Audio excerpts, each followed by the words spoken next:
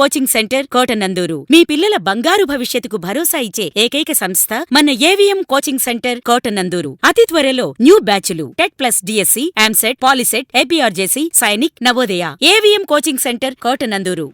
AP 45 news కు స్వాగతం. కాకినాడ జిల్లా తుని నియోజకవర్గం కూటమి కార్యాలయంలో ఏర్పాటు చేసిన విలేకరుల సమావేశంలో పార్టీ సీనియర్ నాయకుడు చింతమనేని అబ్బాయి ఎన్టీవీలో వచ్చిన కథనాలను అవాస్తవమని, వాస్తవాలు తెలుసుకుని మాట్లాడాలని, కొద్దిమంది ఛానళ్లను అప్రతిష్టపాలు చేయడానికి ఇలాంటి కథనాలను ప్రోత్సహిస్తారని అన్నారు. ప్రజలకు చూపించాలన్న ఉద్దేశంతో అలాగే తప్పులను కూడా నిజంగా నిర్ధారించి తప్పులను కూడా ఎత్తు చూపే మీడియాలు అన్న మాకు చాలా గౌరవం. ఆ గౌరవాన్ని మేము ఎప్పుడు నిలబెట్టుకుంటాం. ఆ గౌరవం ఎప్పుడు కూడా మీడియా వారికి ఇస్తాం.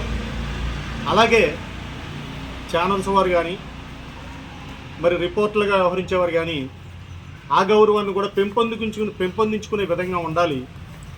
స్థాయి దిగజార్చుకునే విధంగా ఉండకూడదు.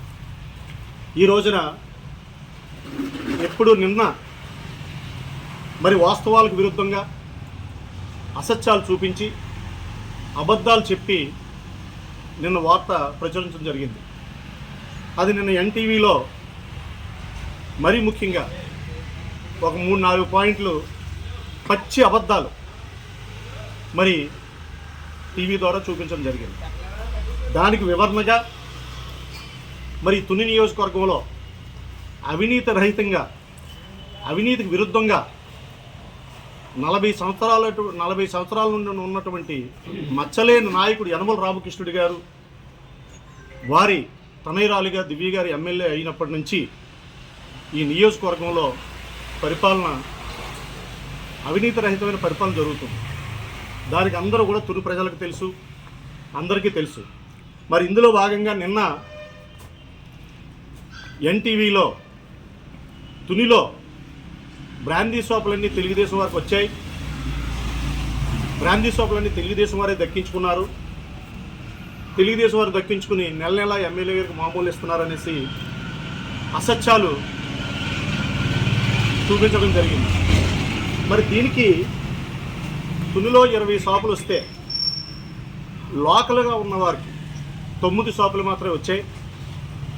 ఉన్న 11 షాపులు కూడా ఏలూరు వారికి, కాకినాడ వారికి, అమలాపురం వారికి, రాజమండ్రి వారికి, అలాగే తునిలో వైఎస్ఆర్ నాయకులు కూడా షాపుల టెండర్లో రావడం జరిగింది.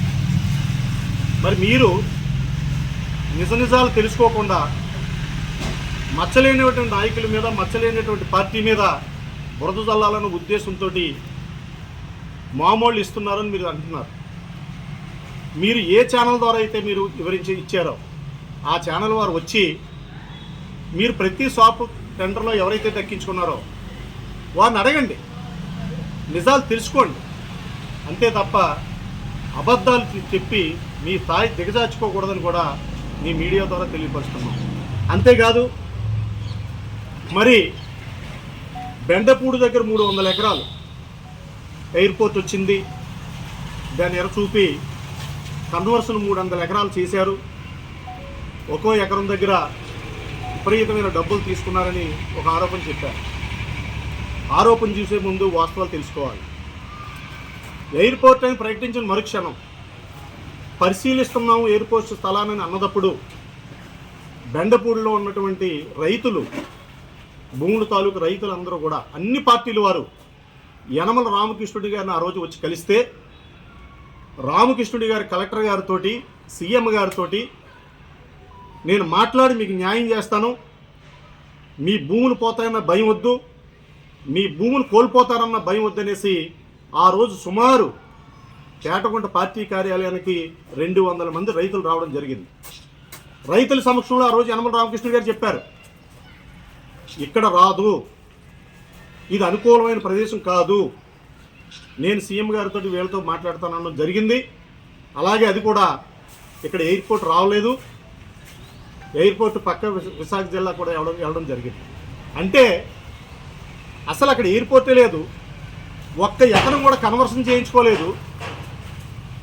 మీరు మీ ఛానల్ వారు వెళ్ళి ఎయిర్పోర్ట్ అని ప్రకటించిన తర్వాత ఈ రోజుకి కానీ తొండంగి ఎంఆర్ఓ ఆఫీసులోకి వెళ్ళి 1 ఎకరం కూడా కన్వర్షన్ చేసినట్టు కానీ, ఈ రోజు కాదు ఈ 40 సంవత్సరాల చరిత్రలో యనమల రామకృష్ణుడు గారు కానీ వారి తనయరాలు కానీ ఎవరి దగ్గరైనా ₹1 తీసుకున్నారని కానీ మీరు మీతో పాటు అన్ని ఛానల్స్ని తీసుకుని వచ్చి మీరు ఎంక్వైరీ చేసి ఒక్క తప్పును నిరూపిస్తే మీరు చెప్పిన దానికి మేము ఒప్పుకోవడం జరుగుతుంది.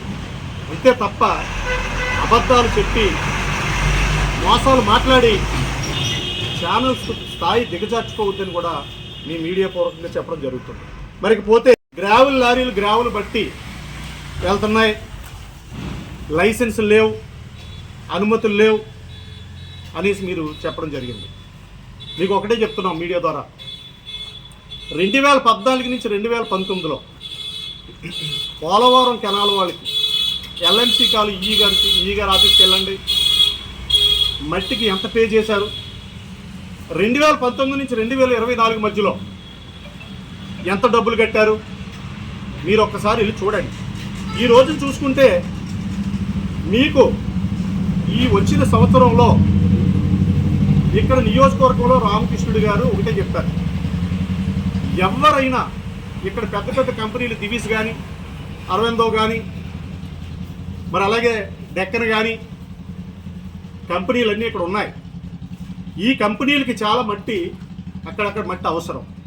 మీరు ఎవరైనా పార్టీ వాడు అవ్వచ్చు, లేదా ఇంకొకటి అవ్వచ్చు, వ్యాపారస్తుడు అవ్వచ్చు, లైసెన్స్ లేకుండా తోలినట్లయితే, మైనింగ్ అనుమతులు లేకుండా తోలినట్లయితే ఎవరైనా శిక్షార్హులు అనేసి రామకృష్ణుడు గారు ఎమ్మెల్యే గారు చెప్పడం జరిగింది. ఈ రోజున మైనింగ్ అనుమతులతో ఈ 8 నెలల కాలంలో ఇదిగో డీడీలు సుమారు సేంద్రే మనకు ఎల్ఎంసీ కాలం వాళ్ళు క్యూబిక్ మీటర్కి ₹154 చొప్పుని 82 లక్షల రూపాయలు పే చేయడం జరిగింది డీడీల ద్వారా. దాని మీద మైనింగ్ వాళ్ళు ఇచ్చిన అనుమతులు, మైనింగ్ వాళ్ళు ఇచ్చిన పర్మిట్లు, అనుమతులు ఇవన్నీ కూడా మీ మీడియం ముందు పెడుతున్నాం.